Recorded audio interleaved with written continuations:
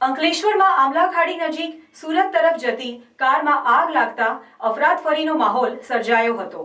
આગની જાણ ફાયર બ્રિગેડને લશ્કરોને કરતા તેમની ટીમ સાથે દોડી આવી આગ પર કાબુ મેળવ્યો હતો। જો કે આગમાં કોઈ જાનહાનિ નહીં નોંધાતા લોકોએ રાહતનો શ્વાસ લીધો હતો।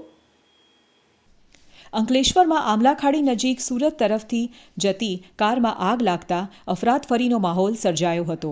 આગની જાણ ફાયર બ્રિગેડના લશ્કરોને કરાતા તેમણે ટીમ સાથે દોડી આવી આગ પર કાબૂ મેળવ્યો હતો। જો કે આગમાં કોઈ જાનહાનિ નહીં નોંધાતા લોકોએ રાહતનો શ્વાસ લીધો હતો। ભરૂચના નેશનલ હાઈવે નંબર 48 પરથી એક કાર ચાલક અમરેલીથી સુરતના કામરેજ તરફ જઈ રહ્યા હતા। આ સમય દરમિયાન તેઓ અંકલેશ્વરની આમલાખાડી પાસે પહોંચતા કારમાંથી અચાનક ધુમાડો નીકળવા લાગ્યો હતો। આ સમયે કારમાં સવાર લોકોએ સમય સૂચકતા વાપરી તાત્કાલિક કારની બહાર દોડી આવી સલામત સ્થળ પર પહોંચી ગયા હતા। જો કે અચાનક કારમાં આગ ભભૂકી ઉઠ્યા બાદ આગે વિકરાળ સ્વરૂપ ધારણ કરતા કાર ભડભડ સળગવા લાગી હતી। એના કારણે હાઈવે પર અફરાતફરીનો માહોલ જોવા મળ્યો હતો।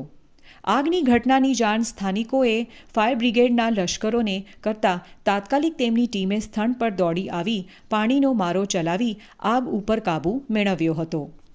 આગના કારણે મુખ્ય માર્ગ હાઈવે નંબર 48 પર ટ્રાફિક જામના દ્રશ્યો સર્જાયા હતા। સદનસીબે આગની ઘટનામાં કોઈ જાનહાનિ નહીં નોંધાતા લોકોએ રાહતનો શ્વાસ લીધો હતો। જો કે આગમાં કાર બળીને ખાખ થઈ ગઈ હતી।